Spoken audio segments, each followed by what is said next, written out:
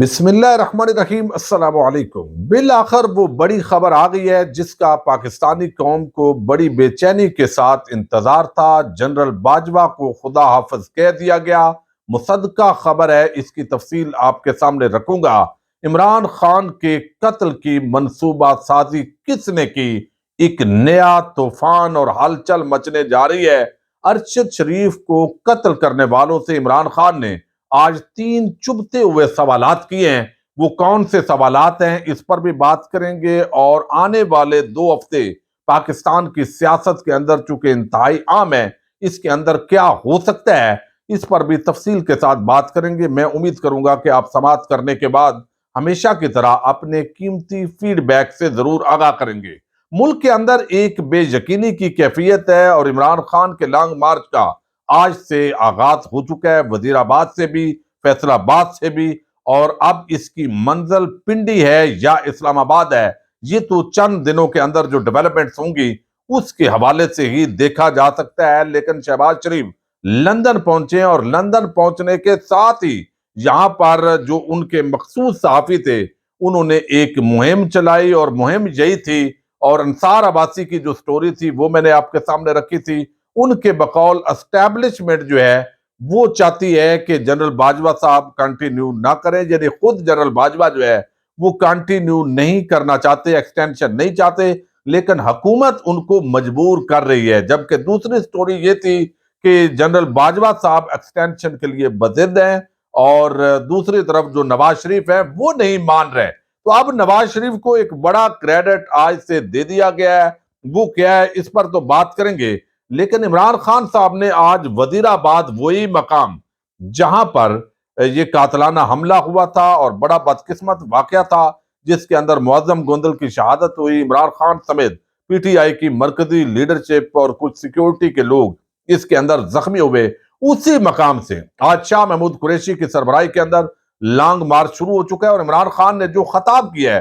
وہ خطاب بڑا طوفانی ہے۔ اس کے اندر ارشد شریف کے حوالے سے بھی انہوں نے سوالات کیے ہیں، لیکن خاص طور پر جن 3 کرداروں کے حوالے سے وہ ایف آئی آر کے اندر ان کا نام کا اندراج کروا رہے ہیں اس پر انہوں نے بات کی ہے، اور منصوبہ جو ہے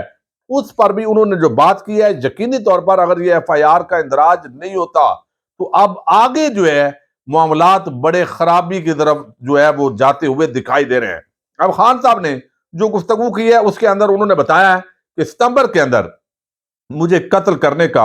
منصوبہ جو بنایا گیا تھا میں نے وہ عوام کے سامنے رکھ دیا تھا، اور پھر جیسے یہ قاتلانہ حملہ ہوا توتی کی طرح اس کے بیانات آئے شخص کے، اور یہ حملہ ایک طرف سے نہیں 2 طرف سے تھا۔ فرانزک لیبارٹری کی جو رپورٹ ہے اس نے بھی حکومت کو جھوٹا ثابت کر دیا ہے۔ پھر یہاں پر جس طرح اس پورے واقعے کو کور اپ کیا گیا، یہ ساری چیزیں مزید سرکمسٹانشل ایویڈنس کے طور پر پروو کرتی ہیں کہ میرے قتل کا منصوبہ جو ہے وہ سوچا سمجھا تھا۔ اب انہوں نے بتایا کہ 2 شوٹر سے ابتسام کو انہوں نے سلام پیش کیا، معظم کو بھی، اور ساتھ ہی انہوں نے بتایا کہ میجر جنرل جو فیصل ہیں ان کے ساتھ بریگیڈیئر فہیم ہیں، یہ جب سے آئے ہیں، یہ پہلے تو کہتے تھے کہ یہ بلوچستان کے اندر پتہ نہیں انہوں نے خدمات سر انجام دی ہے، لیکن جو کام کیے جا رہے ہیں اس سے دہشت گردی کے اندر اضافہ ہوگا۔ ساتھ ہی انہوں نے جو ہے وہ کہا ہے کہ شہباز شریف، رانا ثناء اللہ اور فیصل انہوں نے مل کر پلان بنایا ہے میرا مرڈر کرنے کا۔ ایف آئی آر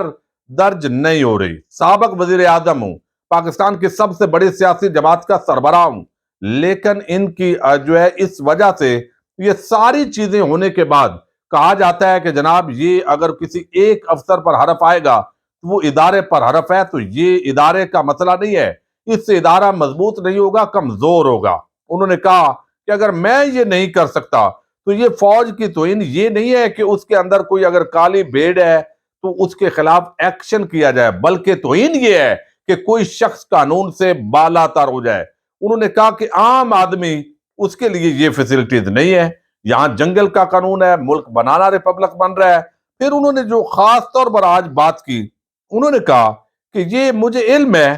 کہ کس طرح جو ہے یہ ویڈیو بنائی گئی میرے قتل کرنے کے لیے۔ وہ ایک وقار ستی نامی مکروہ آدمی ہے، انتہائی گھٹیا غلیظ کردار کا، صحافت کے لبادے کے اندر وہ شخص ہے، ساری قوم جانتی ہے، اور وہ روز اس طرح کی ویڈیوز جو ہے کلپ شیئر کرتا ہے جو اس کو دیے جاتے ہیں، وہ تو عام بندے کو بھی پتا ہے، اور وہ اس کے اندر توہین مذہب بنا کر پیش کیا گیا، اور یہ چونکہ ایک منصوبہ تھا کہ مذہبی جنونی اور یہ سارا کرنا ہے، انہوں نے کہا کہ وہ نہ بندہ دینی ہے نہ اس کا مذہب سے لین دین ہے، یہ بھی پروو ہو گیا ہے۔ تو یہ ساری جو کہانی ہے وہ کہتے ہیں کیونکہ میں وزیر اعظم رہا ہوں، مجھے علم ہے، مجھے اندر سے بھی رپورٹس آتی ہیں، مجھے جو ہے وہ اندازہ بھی ہے کہ یہ سارا ایک پلان کیا گیا، اور شہباز شریف ثانیہ ماڈل ٹاؤن کے مرکزی کردار ہے، رانا ثناء اللہ ان پر بھی ثانیہ ماڈل ٹاؤن کا وہ مرکزی کریکٹر ہے، اور بھی انہوں نے قتل کیے ہوئے ہیں، تو یہ انہوں نے بتایا کہ یہ ایک 3 لوگوں کا پلان ہے۔ دوسری طرف جو ہے انہوں نے بتایا کہ یہاں پر جو ارشد شریف ہے، پھر پنجاب پولیس کو انہوں نے کہا کون کنٹرول کر رہا ہے، وہ انہوں نے کہا کہ یہ ملٹری اسٹیبلشمنٹ اس کو کنٹرول کر رہی ہے، اور پھر انہوں نے کہا ہے کہ ارشد شریف کے حوالے سے کہ یہ جو بات کی جاتی ہے کہ اب اس کی پوسٹ مارٹم رپورٹ آ گئی، اور وہ رپورٹ جو اس کی والدہ کو نہیں دی جا رہی، وہ تو عدالتوں میں دھکے کھا رہی ہے، پہلے اس نے بیٹا گوایا، پھر وہ رپورٹ نہیں اس کو مل رہی، لیکن اس ٹی وی اینکر کو وہ رپورٹ کس نے دی، اور پھر یہ تصویریں، یہ سارا کچھ کس نے دیا، وہ بندہ پکڑنا چاہیے۔ اور انہوں نے کہا کون اس کی تحقیقات کرے گا؟ یہ جو تضادات ہیں، کینیا کی جو پولیس ہے وہ کیا کہہ رہی ہے، اور پھر منصوبہ بندی کے ساتھ یہ سارا عمل ہوا، تشدد ہوا، انہوں نے کہا کہ زیادہ ارشد شریف کو کس کو ارشد شریف سے زیادہ تکلیف تھی، یہ بھی انویسٹیگیٹ ہونا چاہیے، کس نے ان پر مقدمات قائم کیے۔ تو یہ ساری چیزیں جو ہے کینیا سے بھی پوچھنے والی ہیں، لیکن چیف جسٹس آف پاکستان کا انہوں نے ضمیر جگانے کی کوشش کی کہ یہاں پر یہ سارا کچھ ہو رہا ہے، اندھیر نگری چوپٹ راج ہے، لیکن آپ کا بڑا امتحان ہے۔ وکلاء کا انہوں نے شکریہ ادا کیا، اور انہوں نے کہا کہ میں یہ سیاست چمکانے کے لیے جو پراپیگنڈا کیا جا رہا ہے، مجھے کیا ضرورت ہے سیاست چمکانے کی؟ بھائی میں اس وقت پاکستان کا مقبول ترین لیڈر ہوں، سیاست چمکانے کی ضرورت تو اس کو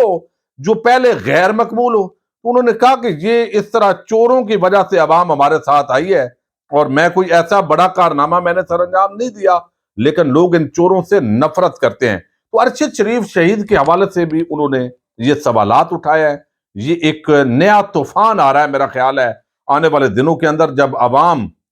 جو ہے وہ ارشد شریف کے قاتلوں کے حوالے سے اور عمران خان پر قاتلانہ حملے کے حوالے سے یہ سوالات سوشل میڈیا پر بھی اور ویسے بھی اٹھانا پڑیں گے، اور نئی اپوائنٹمنٹ کا معاملہ بھی ہے۔ اب جو ہے وہ چونکہ دونوں چیزیں ہوئی کہ ایکسٹینشن ہوگی یا نیا آرمی چیف ہوگا، تو پچھلے 2 دن کے جو اصل میں ہمیں ٹریپ کیا گیا، میں تو اب یہ سمجھ رہا ہوں شریف فیملی کی طرف سے، چونکہ ہمیشہ وہ ہوشیاری کرتے ہیں کہ جنرل باجوہ صاحب ایکسٹینشن چاہتے تھے، جبکہ اب پتہ چلا ہے کہ وہ ایکسٹینشن نہیں چاہتے تھے، اسٹیبلشمنٹ بھی نہیں چاہتی تھی، لیکن یہ ایک بیانیہ 2-3 دن پہلے بنا دیا گیا کہ جو نواز شریف ہیں اس نے ایکسٹینشن نہیں دی، یعنی وہ تو چاہتے تھے، ایکسٹینشن نواز شریف نے نہیں دی، اور یہ اب بیانیہ باقاعدہ بنا دیا گیا، اور ابھی آ بھی گیا ہے کہ جناب یہاں پر جو ہے وہ نواز شریف نے کہا ہے کہ نہیں، ہم نے کوئی فیصلہ دباؤ کے اندر نہیں کرنا، لہذا وہ بہت بڑا جو ہے وہ مدامتی لیڈر بن گیا ہے۔ جبکہ جو army chief general Qamar Javed Bajwa ہیں، انہوں نے الوداعی ملاقاتیں شروع کر دی ہیں، آج 2 جگہ پر انہوں نے ملاقاتیں کی، اور یہ ایک روٹین ہے، سگنل ہے، باقاعدہ تصدیق ہے۔ آئی ایس پی آر نے کر دیا کہ جنرل باجوہ 28 نومبر رات 12 بجے ریٹائر ہو جائیں گے، 29 نومبر کو نیا آرمی چیف اپوائنٹ ہو جائے گا، اور سپہ سالار جمعرات کو سیالکوٹ اور منگلا گیریجن کا انہوں نے دورہ کیا ہے۔ سیالکوٹ بننے پر آرمی چیف کا منگلا گیریجن پر لیفٹیننٹ جنرل محمد عامر اور لیفٹیننٹ جنرل ایمن بلال صفدر نے استقبال کیا ہے۔ آرمی چیف نے اس دوران دونوں مقامات پر افسران جوانوں سے ملاقات کی ہے، مختلف آپریشن ٹریننگ اور فوجیوں کو مشورے بھی دیے ہیں، حالات جیسے بھی ہوں اسی جذبے اور عزم کے ساتھ قوم کی خدمت کرتے رہے۔ تو یہ 2 جگہ پر منگلا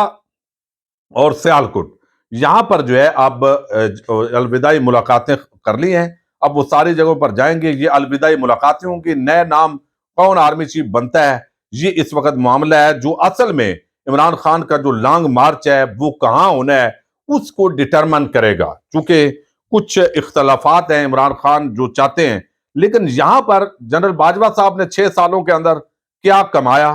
کیا گنوایا،